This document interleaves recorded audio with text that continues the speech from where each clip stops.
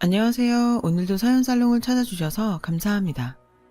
저는 4살짜리 딸아이를 키우고 있는 결혼 7년차 주부예요. 얼마 전에 딸아이 그림책을 사러 서점에 갔다가 어린 시절에 읽었던 어린 왕자를 보게 됐어요. 몇 장 넘기니 유명한 그림이 나오더군요. 코끼리를 집어삼킨 보아뱀 그림이었죠. 예나 지금이나 제 눈에는 그저 평범하게 짝이 없는 모자로 보였어요.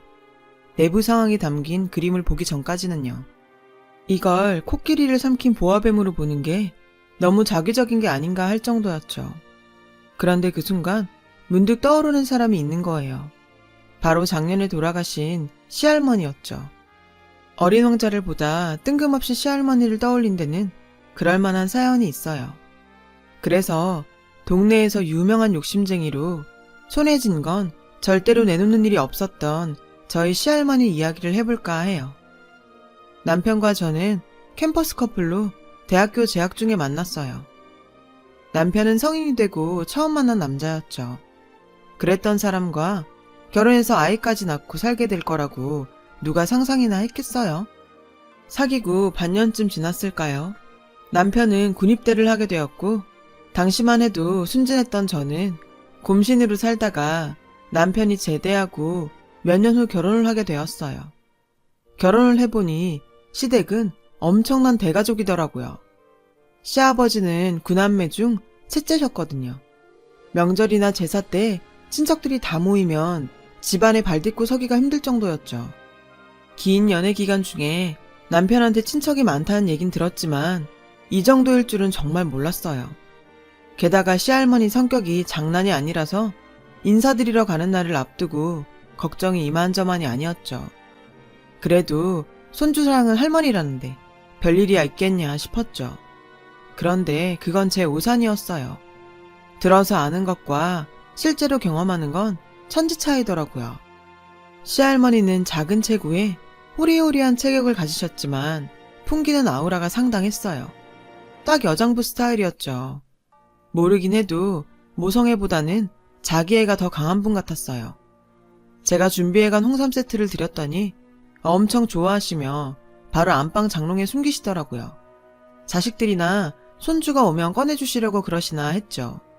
그런데 아니더라고요.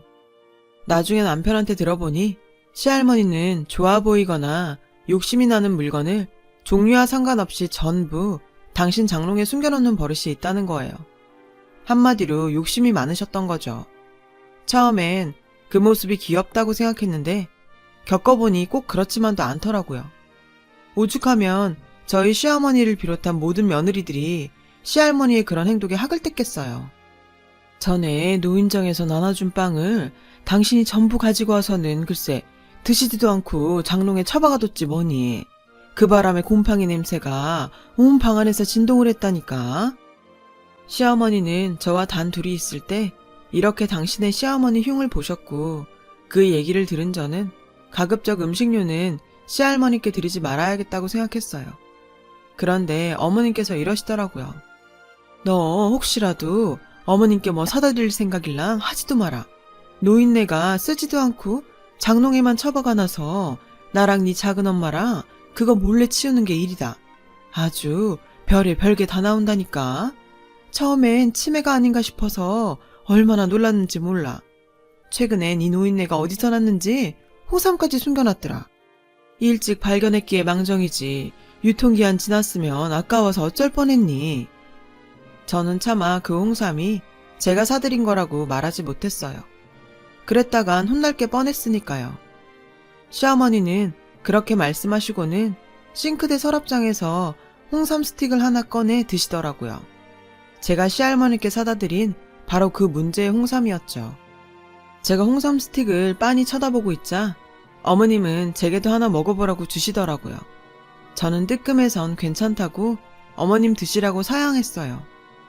나중에 명절을 앞두고 친정 엄마한테 이 얘기를 했더니 뭐가 그렇게 웃긴지 배를 잡고 깔깔거리는 게 아니겠어요.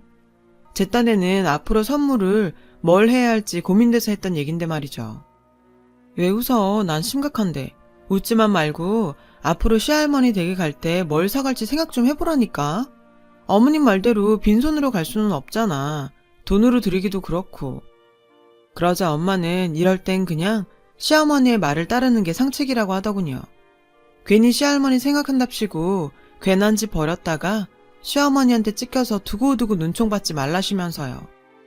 나 같으면 좋다고 하겠구만. 안 그러니? 돈도 굽고 좀 좋아. 그래서 말인데 네 시할머니 대신 엄마한테 선물 좀 해라. 난 장롱에 안 넣고 잘 쓸 테니까. 전 엄마한테 괜한 얘기를 했다 싶었어요. 남편은 이런 고민하는 저에게 장롱에 숨길 수 없는 걸 사가면 되지 않겠냐고 아이디어를 냈고, 저는 그 후로 무조건 크고 무거운 선물을 골라 사다 드렸어요. 그건 꽤 괜찮은 방법이었죠. 하지만 얼마 뒤부터 시할머니를 뵈러 가는 일이 없어지게 되었어요. 가지 많은 나무에 바람 잘 날 없다더니 저희 집안에 큰 사건이 있었거든요. 그날은 시할머니의 83번째 생신이었죠. 화기애애해야 할 그날 집안 분위기가 뒤숭숭했어요. 막내 작은 아버님의 사업이기 때문이었죠. 시할머니는 자신은 도와줄 돈이 없으니 나머지 자식들한테 알아서 도와주라고 딱 잘라 말씀하신 게 화근이 되었어요. 저희 시부모님을 포함한 다른 친척들은 눈치만 보고 있었는데 큰아버님이 총대를 메고 나서셨죠. 큰아버님은 물잔에 소주를 가득 담아 벌컥벌컥 원샷을 하시고는 밥상에 탁 내려놓으셨어요. 아버지 돌아가실 때 남겨준 노님의 밭이며 죄다 팔아서 어머님이 챙기시곤 왜 우리 보고 막내를 도와주라고 하세요. 도울 거면 당연히 어머니가 도와야죠. 이제와 하는 말이지만 그동안 저희는 구경도 못했어요. 내가 우리 큰애 대학 갈 때 등록금이 없어서 그렇게 사정할 때도 어머니는 그때도 지금처럼 딱 잡아 떼셨죠. 저도 어머님 뜻 못 따릅니다. 큰아버님은 말씀하시면서 흥분하셨는지 목소리가 점점 높아지셨어요. 그 모습에 시할머니는 입을 꾹 다무신 채 아무 말씀도 않으셨어요. 그런데 이번엔 그런 시할머니를 보고 넷째 작은 아버님이 화를 내셨어요. 돌아가실 때 싸들고 가지도 못할 재산? 이제 그만 욕심 좀 버리세요. 내가 말을 안 해서 그렇지 동네 사람들이 어머니 보고 얼마나 욕하는지 아세요? 지독한 노인네래요. 도대체 왜 그렇게 사세요? 나이도 많은 양반이. 넷째 작은 아버님의 말에 시할머니께선 도저히 참을 수 없다는 듯 화를 내셨어요. 뭐? 이 호랑말코 같은 놈들이 낳아주고 키워준 은혜도 모르고 지금 뭐라고 씨부려대는 거야? 시할머니는 밥상을 거칠게 밀치시고는 자리에서 일어나셨고 큰아버님과 넷째 작은아버님도 자리에서 벌떡 일어나셨어요. 순간 분위기는 험악하게 변해버렸죠. 제 남편을 포함한 자식들과 아내들이 큰아버님과 넷째 작은아버님, 그리고 가장 위험해 보이는 시할머니를 말리며 사태를 진정시켜야 했어요. 하지만 그것도 잠시였어요. 저희 시아버님을 비롯해 모든 형제들이 그동안 서운했던 과거사를 털어놓았고 분위기는 더 살벌해져서 최악의 상황이 되었죠. 결국 시할머니가 밥상을 대차게 엎으셨어요. 그리고는 역정을 내시며 자식들 다 필요 없으니 모두 다 나가라고 소리치셨죠. 그리고 다신 이 집에 얼씬도 말라며 불호령을 내리셨고 우린 쫓겨나다시피 집을 나서야 했어요. 그날 이후 저희 시부모님은 시할머니를 찾지 않으셨어요. 시어머니한테 듣기로 다른 자식들도 마찬가지로 발길을 끊었다고 하더군요. 시할머님이 연세도 있으신데 괜찮을까 걱정이 되었지만 제가 가운데서 할 수 있는 일은 그저 가끔 안부 전화를 드리는 게 전부였어요. 처음엔 내 시어머니가 시켰냐며 전화할 필요 없다고 말씀하셨지만 이후로도 종종 전화를 드렸더니 반가워하시는 게 느껴지더라고요. 그런데 죄송하게도 살다 보니 전화 드리던 횟수가 점점 줄어들게 되었고 딸아이를 임신하면서 그나마도 잊고 살게 되었어요. 제가 임신을 하자 집안 어른들은 간만에 좋은 소식이라며 많이들 기뻐해 주셨죠. 출산 전부터 인부용품은 물론 엽산과 철분제까지 보내주실 정도로요. 딱 한 사람, 시할머니만 소외돼 있었죠. 임신 후 입덧이 너무 심해서 고생을 한 데다가 잠도 늘고 몸도 무거워져 내 한 몸 건사하는 것도 버겁더라고요. 핑계라고 할 수 있겠지만 그땐 솔직히 시할머니를 챙겨드릴 여유가 없었어요. 지금 생각하면 전화 한 통 드리는 게 뭐 어려운 일이라고 못했나 후회가 되지만요. 저는 그렇게 아이에게 집중하며 얼마 뒤 출산을 했어요. 출산 뒤엔 아이를 키우느라 정신없는 날들을 보내야 했고요. 그러던 중 여느 주말과 같이 장을 보러 마트에 갔는데 시어머니께서 전화를 하셨더라고요. 전화를 받은 남편은 많이 놀란 듯 했어요. 남편의 표정에 불길한 예감이 들었죠. 그리고 그 예감은 틀리지 않았어요. 그날 밤 저희 부부는 딸아이를 친정에 맡기고 시부모님과 함께 시할머니가 계시는 곳으로 내려갔어요. 꼭 4년 만에 시할머니께 가는 거였죠. 도착해 향한 곳은 다름 아닌 병원이었어요. 시할머니가 그곳에 입원해 계셨거든요. 오랜만에 뵌 시할머니는 너무 야위셔서 뼈만 앙상하게 남은 모습이었어요. 자신의 몸보다도 훨씬 큰 환자복을 입고 의식이 없으신 채로 산소호흡기에 의지하고 계셨죠.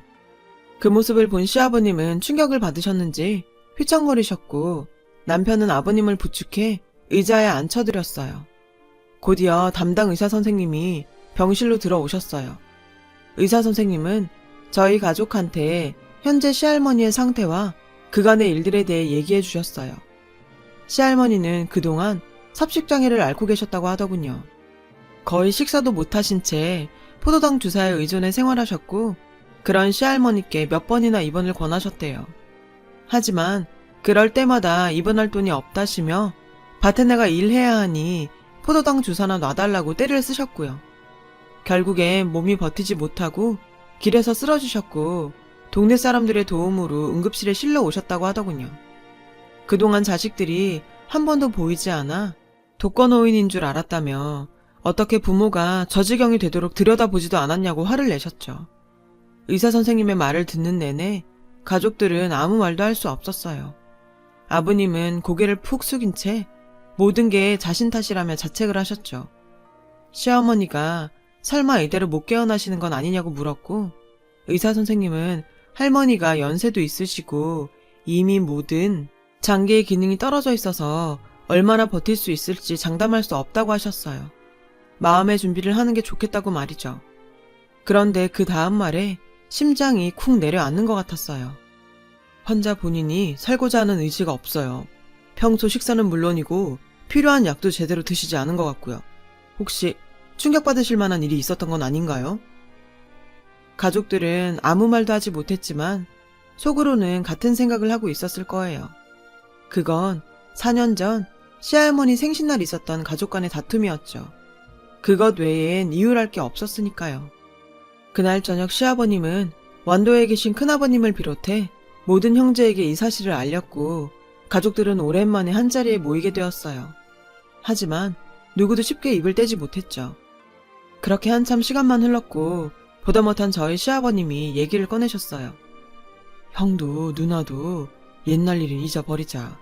그래도 여자 혼자 몸으로 우리 구남매 키우신 분이잖아.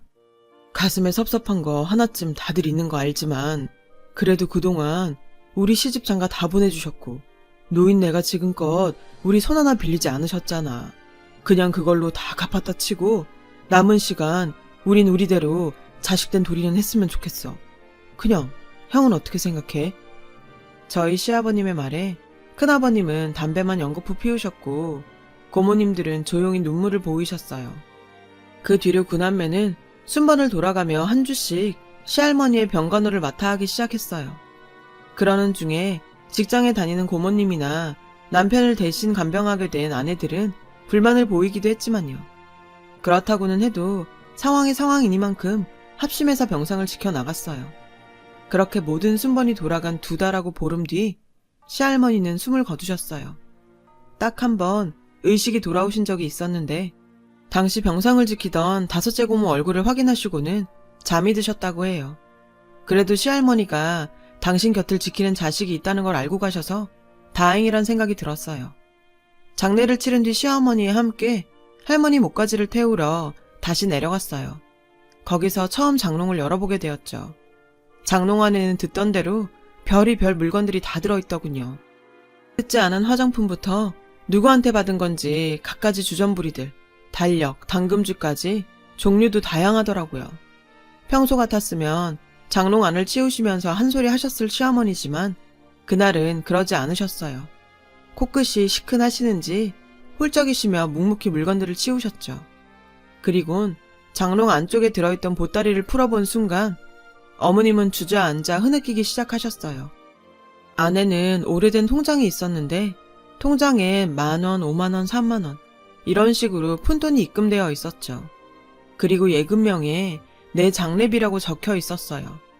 아마도 창구 직원에게 그렇게 찍어달라고 하셨던 모양이에요. 나중에 안 사실인데 저희 시할머니는 글자를 모르셔서 당신 이름도 혼자 적지 못했다고 하더라고요. 당신이 죽고 자식들이 봐야 그 돈으로 장례를 치를 테니 직원을 시켜 그렇게 적어 놓으신 것 같았어요. 그 통장을 내려다보시며 시어머님은 한참을 우셨고 저도 눈물을 흘렸죠. 그 사이 옷가지를 챙기러 갔던 어머님과 제가 오지 않자 시아버님과 남편이 왔고 문제의 통장을 보고는 당신도 참지 못하시고 울음을 터뜨리셨어요. 이후 아버님의 형제분들도 그 통장을 보시고는 한참이나 눈물을 흘리셨죠. 결국 집안이 눈물바다가 되고 말았어요. 마지막 가시는 길까지 자신이 아닌 9자식들을 먼저 생각했던 어머님의 마음을 그제야 알게 된 거였죠. 하나같이 눈이 퉁퉁 부은 자식들을 보며 당숙 어르신은 형수가 자식 농사를 아주 잘 지었다며 그렇게 고생만 하더니 마지막은 호강한다고 웃으셨어요. 그런데 당숙 어른을 통해 의외의 사실을 알게 되었지 뭐예요. 4년 전 큰아버님을 말씀하셨던 시할아버님의 유산 얘기였죠. 알고 보니 시할아버님이 남겨주셨다는 논과 밭은 시할아버님이 살아 생전에 이미 빚으로 다 날리셔서 그동안 그 논밭에 소작을 맡아왔던 거라더라고요. 시할머니는 자식들에겐 남편의 빚에 대해서 입도 뻥긋하지 않으시고 당신 혼자 전부 짊어지셨던 거죠.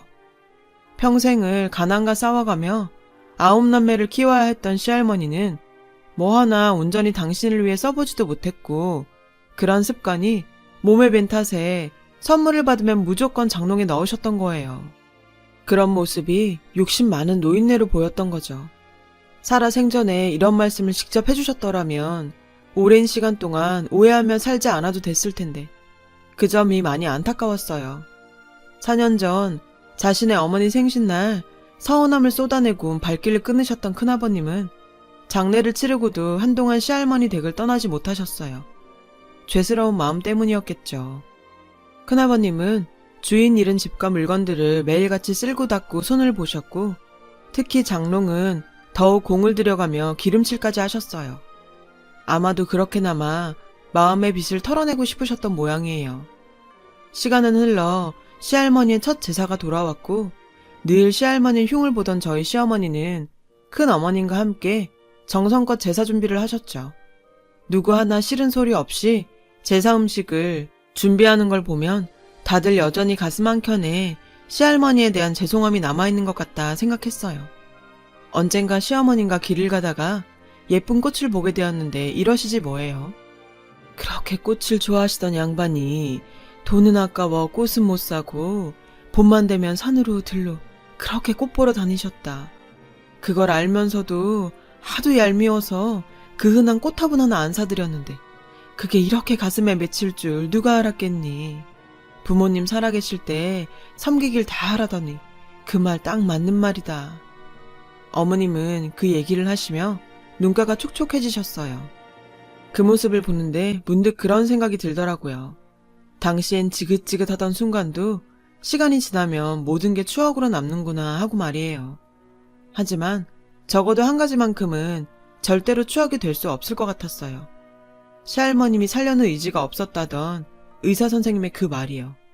그 말이 제게는 정말 충격적이었거든요. 그런데 하루는 요가 수업을 듣다가 이런 얘기를 듣게 되었어요. 누군가 죽고 싶다는 말을 한다면 사실 그건 살고 싶다는 반어적 의미일지도 모른다.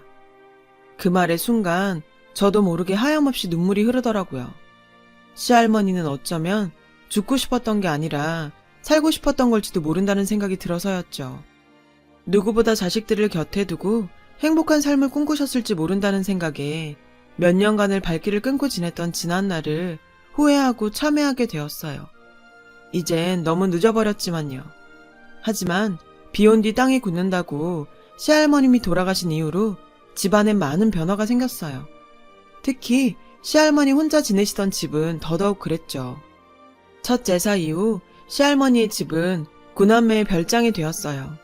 여름에는 피서로, 평소에는 만남의 광장이 되었죠. 마당에는 꽃나무가 가득 심어졌고요.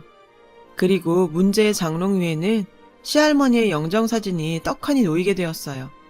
그 안은 갖가지 것들로 가득 채워졌고요. 구남매와 손주들이 채워 넣은 것이었죠. 한 명이 시작하니 마치 경쟁이라도 하듯 선물이며 편지, 전해드리고 싶은 소식들을 적어서 장롱에 넣어두고 있어요. 하늘에서 지켜보실 거라 믿으면서요. 사실 저도 장롱에 넣고 싶은 물건이 하나 있어요. 다름이 아닌 저희 시어머님이 중간에서 가로챘던 홍삼정이요. 처음 남편이 인사를 가자고 할 때 시할머니는 어떤 분이실까 긴장하며 골랐던 저희 첫 선물인데 제대로 전달이 안 돼서 속상했거든요.